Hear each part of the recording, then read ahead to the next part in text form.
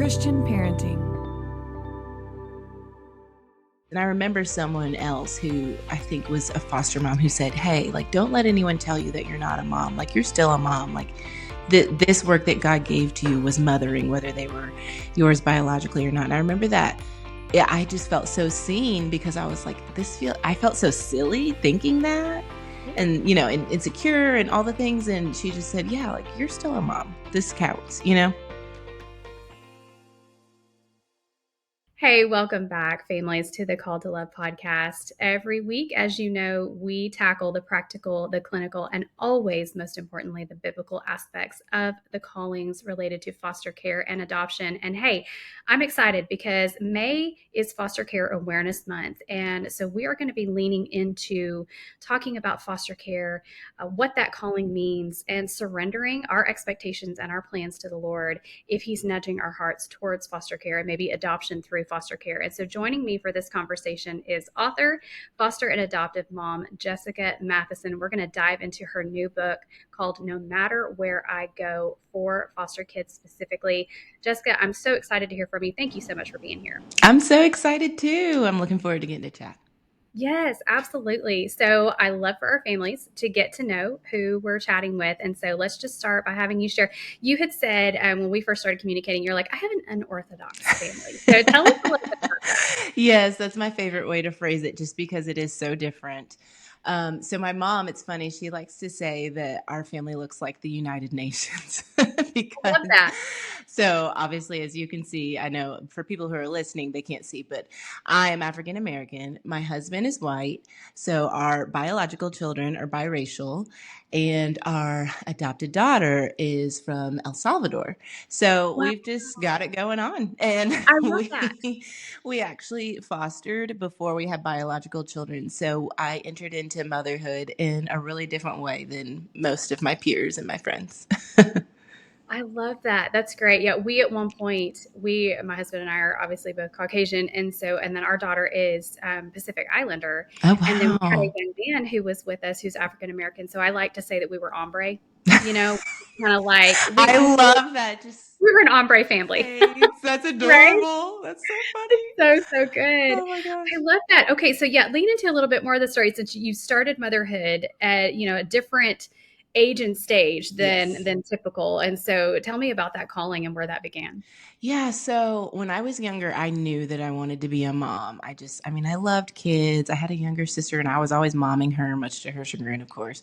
Right. But I always wanted to be a mom. And when my husband and I got married, we had trouble getting pregnant. And part of that was some women's health issues I had. And we were in the middle of just trying to figure out some healing for me and some ways that we could help the natural process along, Sure. but also just felt like our home is empty. Is there something else that we should be doing while we wait? Are we just supposed to wait, or are we supposed to step into something else? And some friends of ours also had some fertility things that they were walking through, and they suggested that we go to a conference at our church. And it was hosted by a local ministry that hosted a conference for foster and adoptive parents, but it was also for families who wanted to learn. So we were able to go and get information and kind of just drink from this fire hose, honestly, of information about foster care and adoption when we didn't really know anything at all. When we came to the end of that day, my husband and I both felt like we needed to step into foster care. And as I look back now, it's funny because my husband, he's much more of a slower processor, where I am like the gut of like, this is what we need to do. And so now it took me a while, honestly, to realize this, but I'm like, that was so the Lord. I mean, I knew it was the Lord, but now I just see how much of a miracle it was that we arrived at a huge life decision together within the span of a few hours, because it was a 1-day conference. And, we'd been praying and thinking about things, and we went to some sessions together and went to a couple of different ones apart just to kind of divide and conquer, because there's so many different breakouts and things. And at the end of the day, for him to say like, yeah, I think we're supposed to do foster care. I don't think we're supposed to just adopt. I was like, what? And I was thinking the same thing. And so that's what we did. And I think it was about a year later, after having to figure out when we could take the classes and all the things, when we welcomed our first placement into our home. So Wow, that is amazing. And I love that you touch on that honestly, Jessica, because it's true. There's always the opposite personalities. You know, Yes, the the one gas and the balances brakes. us for sure. And I'm totally the gas in my marriage as well. And my husband, you know, he has to process. But then sometimes we have role reversal and it'll kind of Yeah. shock me a little bit. And so maybe, I don't know, maybe that's because we've been married for 21 years and we've had the time to kind of flip flop a little bit on that. But it's true. You do have one that is like super motivated. You're like, let's take action now. And the other one's like, all right, let's consider We all the need to things. think. Right? Yeah. We need to ponder, we need to pray, all the things. So I love that you share that. And, you know, let's lean into that for a second because foster care, it sounds amazing and it is amazing, but it's incredibly hard. And so Yes. one of the things that I always encourage our families who are in that position of just really considering is you've got to be unified with your spouse. Yes. Like that is crucial because the hard that you're about to step into, you have got to be a united front Hmm. in every way. Hearts united, minds, you know, united, and then spiritually, like knowing Hmm. this is what we're called to do, because there's lots of opportunities for outs, you Oh, know, when it's yes. hard. So speak into that for us for a moment, if you would. Yeah, so I think with my husband and I guess at that point we had been married for about 3 years. So I mean, we were pretty fresh into marriage. Now looking back, Yeah. I'm like, oh my goodness. Yeah. um, Very good. but it was one of those things where like you said, we were already unified in the decision, but Yeah. then through it we saw that we had to remain unified. So Good. it was like, yes, it was so stressful. And now we laugh at like some of the ways that our bodies reacted to the stress and how crazy it was and everything. And Yeah. but we knew that we had to work together because if we were going to fall apart, like if the two of us fell apart, then like the whole thing's like the That's whole right. house is crumbling. And That's then right. we're not able to accomplish the mission that God laid before us. And so Yeah. for us, it was like, okay, this is really hard, but if we turn on each other, like that's not helping anyone. So Yeah. we You're found right. that, we had to have hard conversations. We had to learn how to help each other process in different ways and give each other space, Yeah. how to pray more intentionally together. I feel like for us, and I think my husband would say the same, I've heard him say the same, it brought us closer together because we knew that there was like no other place that we could turn to. There wasn't someone else who would truly understand what we were going through because we were the only ones in our house really going through it together.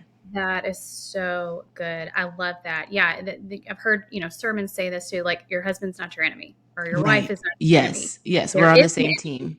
Hmm. exactly. You are not against one another, you are for one another. So I Yeah. think that's so good. I love that you share your story parallels so many of our listeners, you know, and I hear it a lot, even with the guests, you know, that the Lord actually uses the experience of infertility to lead them into this calling that they have to welcome children who are not biologically theirs, whether it's through foster care or adoption. And so I love that you're willing to speak to that and how challenging that is. And we've had other guests in the past who've also shared, like, it's not the solution to Yes. infertility in terms of the grief that you feel. And so would you like Yes. to speak into that for a moment? Yeah, for sure. So, like I mentioned, it was a year later when we got approved, and I think it was maybe like a week or two when we got our first placement when they arrived, and it was three elementary school age siblings, and we had said, Wow. of course, we had said like, oh, we'll just do babies, and then we got three elementary school kids, Yeah. so 10, 8, and 7. It was two girls and a boy, and they were only with us for a summer. So I think it was like 2.5 months. And of course, it felt like 2.5 years. It was so Right. intense. It was so crazy. Yeah. And I remember after they left, I felt so empty and I was so sad. And I just thought, like, so am I not a mom anymore? Like, I got to Wow. wear that title for a little bit. Was it just like playing house? Like, because it felt like when I stepped into that, I had something that I could kind of talk about with others, whereas I couldn't enter the motherhood conversation before, even though it was still so different and I couldn't relate to a Yeah. lot of things like, feedings and things. I still felt like, okay, but I'm a mom now. And Yeah. then they left, and I was like, wait, what is that? Wait, hold on. Like, what happened? Does that title still apply? And Yeah. by God's grace, we actually did conceive like right after they left, miraculously, truly, because it had been it took about 2 years. Wow. But yeah, I just remember really struggling with that and having to go to the Lord and be like, you know what? this role doesn't define me. Like, whether or not you choose to open my womb, like, I will forever have been mom to these kids for that short window of time, and to whoever else you send into our home, however they come into our home. And I remember someone, I was writing about our journey and sharing, obviously with discretion, online and things. And I remember someone else who I think was a foster mom who said, "Hey, like, don't let anyone tell you that you're not a mom. Like, you're still a mom. Like, Right. this work that God gave to you was mothering, whether they were yours biologically or not." And I remember that, yeah, I just felt so seen, because I was like, I felt so silly thinking that, Yeah. and, and insecure and all the things. And she just said, "Yeah, like, you're still a mom. This counts."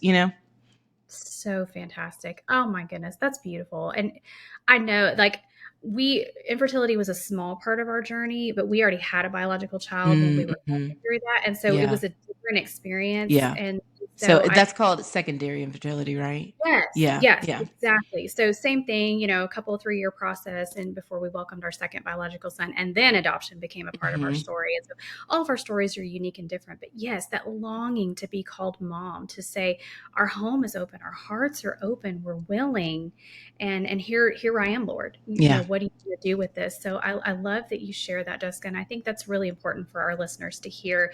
I'm curious, as you're talking about, and this is true for so many of our listeners as well, and you're like, I know nothing. I know I'm willing. Yeah. So I go learn all the things. And it is like drinking from a hydrant, and you take the steps forward, and you start working through the process, and training is a big part of that. And Mm-hmm. different states train in different ways and different curriculum. But it's never really enough to prepare you, right? Yes. So you live Yes. it.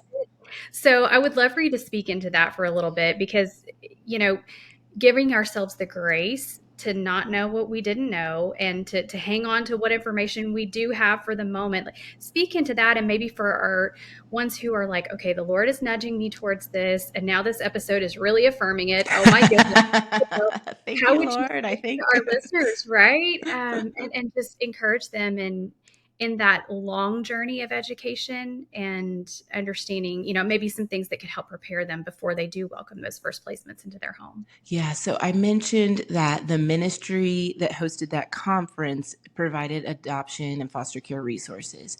But what they also did was provide care teams, and I'm sure you've heard of this, for foster and adoptive families to support them. And so the way that we got started and kind of got our feet wet was by serving a foster family. And so Excellent. from that, we were able to see, like, okay, these are normal people. Like, they are not like super Christians. Like, we go to church with them, we see them all the time. Like, and this Right. is their life, and they have a child in foster care who's living with them.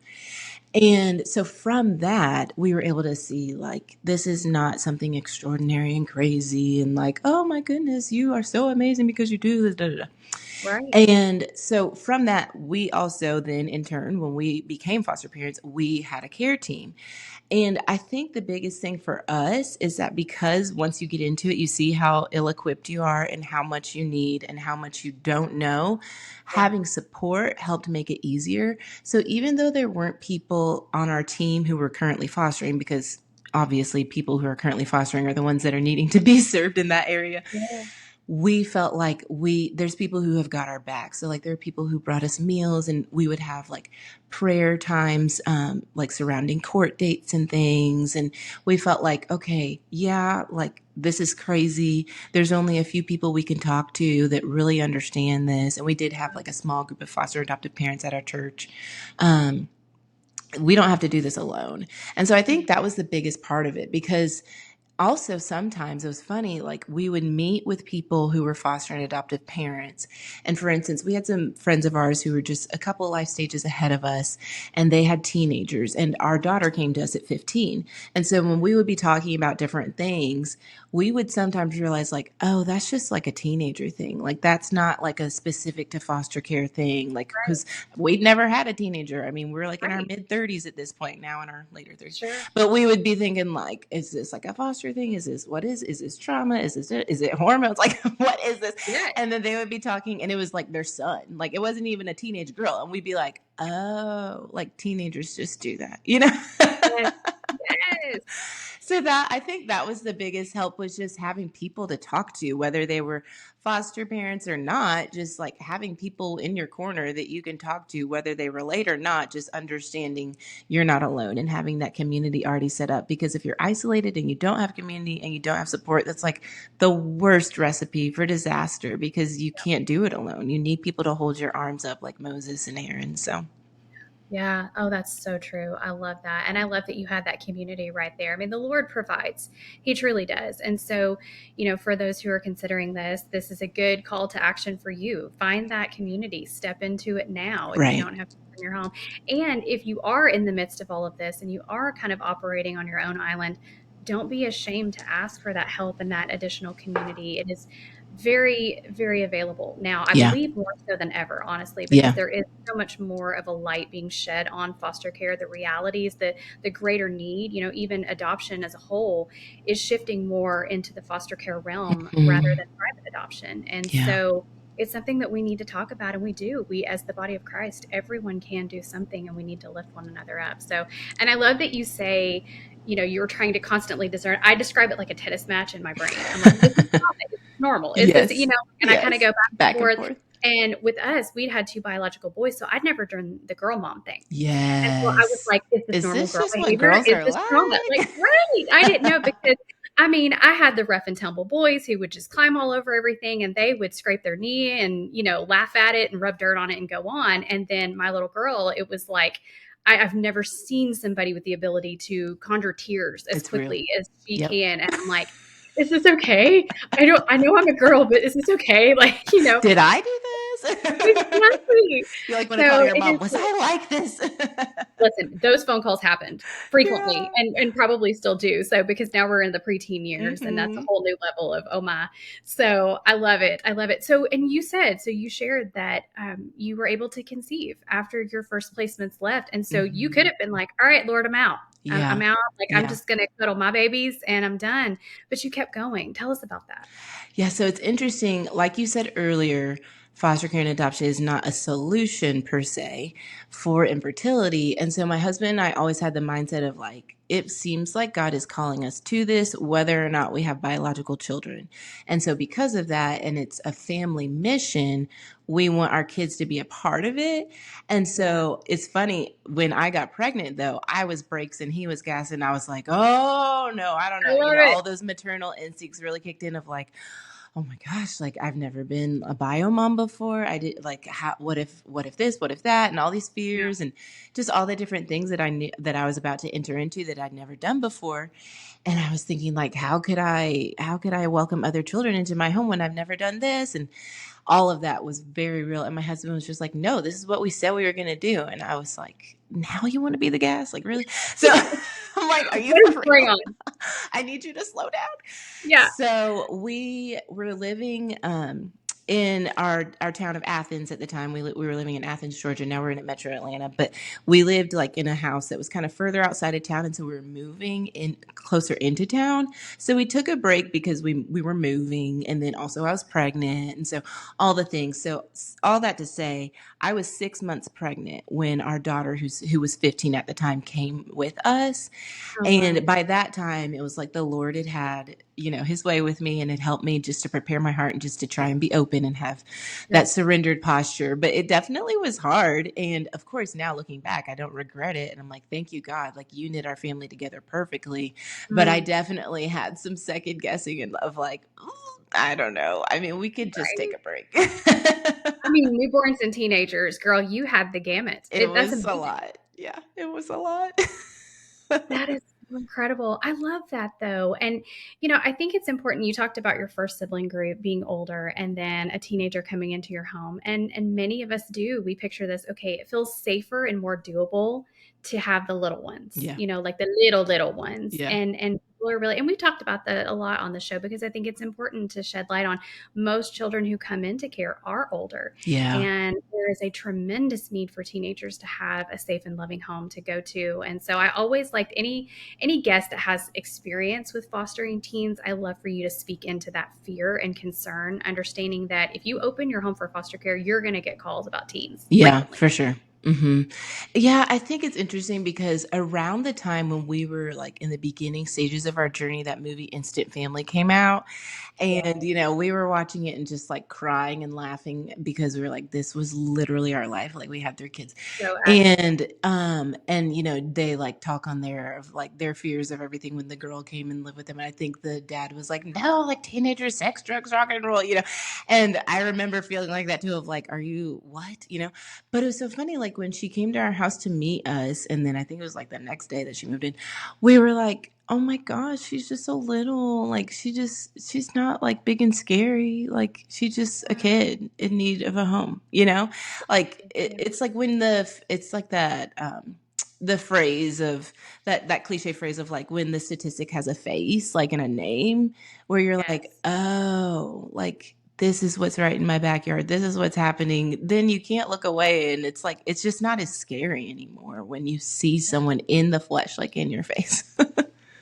That's such a great point. Yeah, and we do need to remember that. And there's always a balance, right? I mean, Right. there are times where a no is appropriate, Of or course. even as hard as it is, a disruption is appropriate, Yeah. for the safety of everyone involved. And so, have you have any experience with disruption, or are those?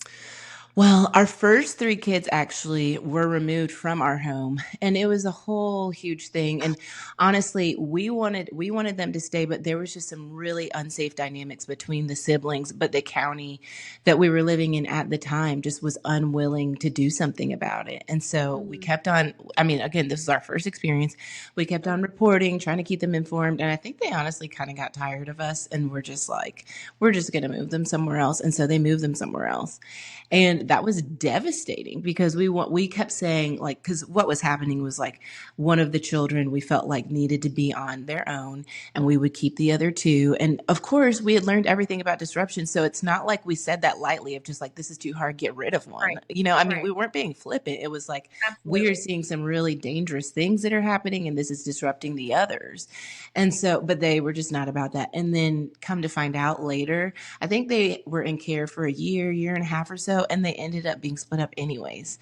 And so that was really hard to hear. It was like, well, we were right. Like, like, Yeah, well, that's what we said. You should do. But again, if they had stayed with us, then our daughter wouldn't have come to us. that's Like true. and so you see God's hand in everything. And, after our daughter came to live with us a year later, we ended up welcoming a preteen into our home, and we had her with us for about a year. But there were times when we were considering stepping back in and taking on another placement where we had, I think, a call for maybe like a 16-year-old or something, someone who at the time was like only a year or 2 different from our daughter. And we were Mm, like, I don't think that's good. We need to have like a bigger age gap. Like, we don't want there to be any kind of weird competition or anything like that. And so there were times where we would say no because it was like, no, that's too close. Like, we need for there to be like distinction with the stages that we're in. So, yeah, no, I think that's wise. And I think it's good for you to remind people that they have permission to make those considerations for yeah, everyone involved. It's hard, especially when you talk about it being more of a face rather than a statistic. You want to say yes to all of it, right. but you do really have to be discerning and ask in prayer and wisdom what is best for everyone involved. And so Yes. I think that's really good encouragement. You had said when we were first talking about having a conversation on Call to Love, you said we can try to manage and control our lives with our own plans, or we can trust God to Yeah. write our stories.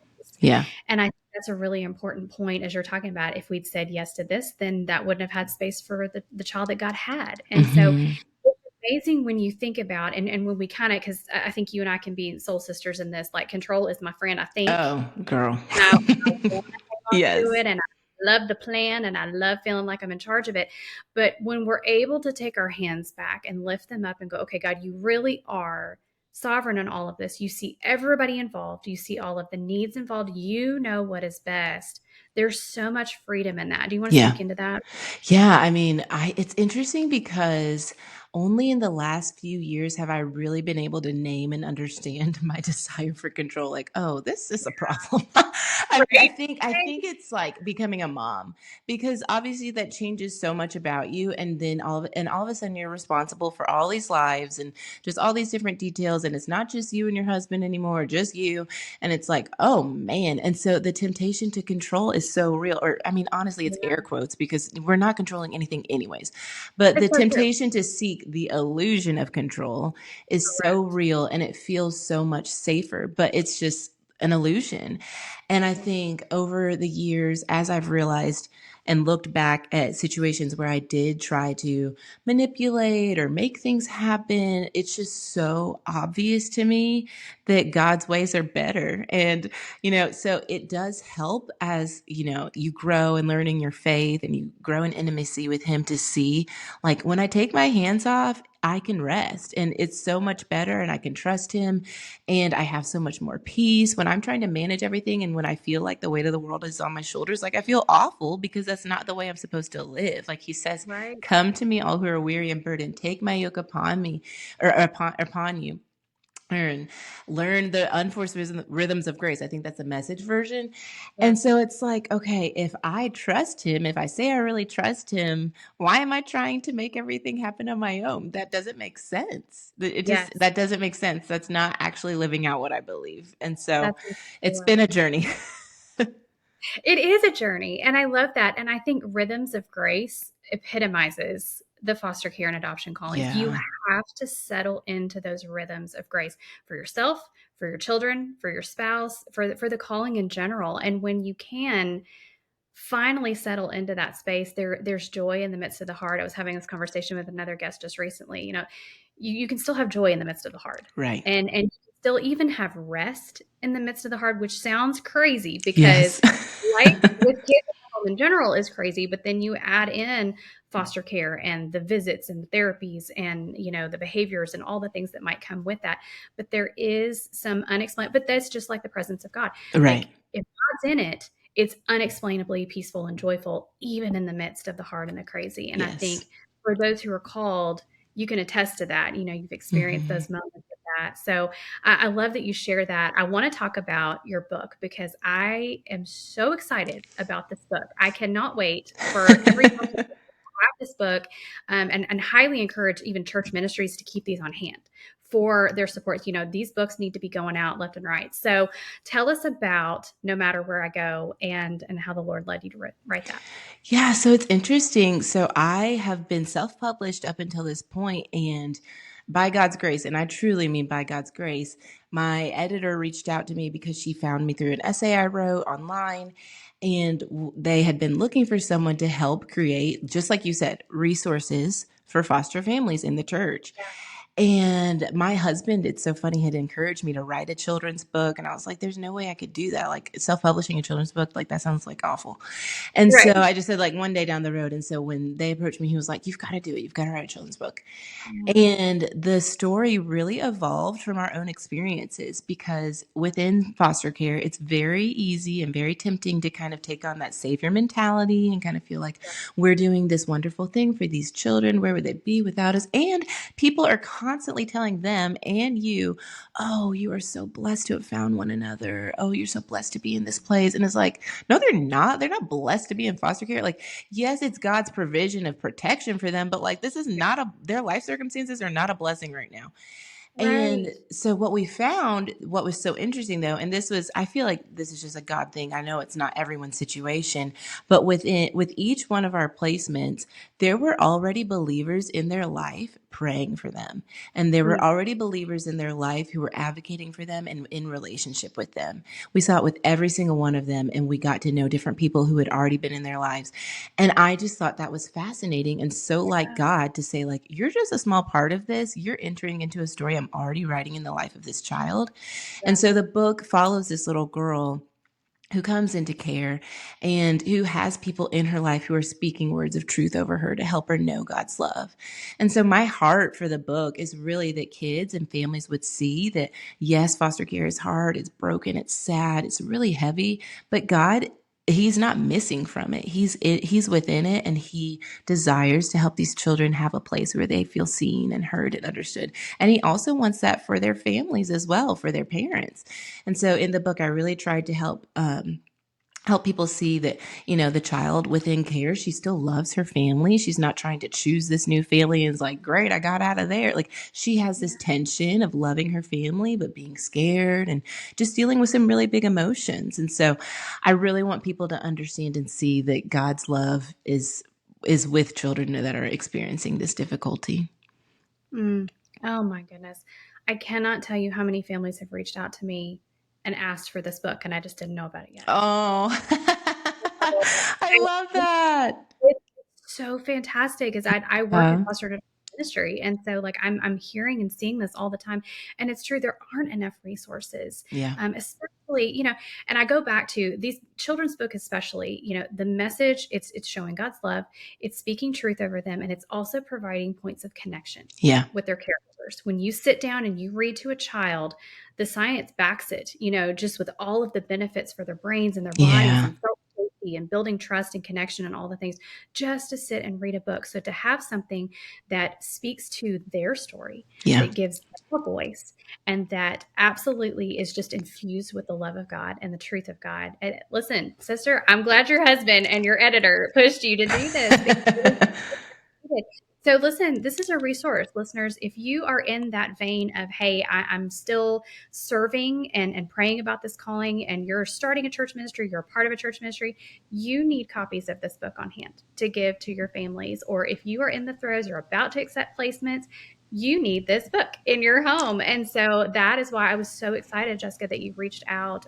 This is just such a fantastic resource. So I want to close out our conversation today, making sure that our listeners can connect with you further. But before I do that, because it is Foster Care Awareness Month, and it is a messy and challenging and very intimidating calling, Yeah. how would you encourage our listeners who are still wrestling with and praying through this calling? Yeah, I would say just don't go it alone. I know for us, like I said, we moved to Metro Atlanta now. And so we're at a new church and we're helping with trying to revitalize the foster and adoption ministry. And so I've been talking to current foster and adoptive parents who are kind of just really in the thick of it. Because right now we don't have a current placement, and our daughter, she's moved out. She's doing the whole grown up thing. And Yeah. so we really feel like it's our job to come alongside others who are just really in the thick of it. And one of my friends just shared something that was hard with me the other day. And she said, it just feels so good to say that out loud. I didn't know that you had gone through that too. And, so just don't be afraid to reach out to someone. And even if they're not a foster or adoptive parent, if it's just somebody that's like, this is somebody that's in my circle that's got my back and they're not going to judge me, just Yeah. say the hard things, because keeping it to yourself makes it so much heavier. And I know for me, we've been through some really, really dark and hard things. And just having people to talk to made it so much better, and understanding and knowing like I wasn't having to hold any kind of secrets or anything like that. But like I could be open and share with them about what was going on. And they would be bringing me before the Lord in prayer when I felt like I could barely come to him myself. So I think honestly, that would be the biggest thing. Like, keep yourself in community and know that you're not alone. Love that. And I love that you touched earlier on, you don't have to be a super Christian to do Yeah. this.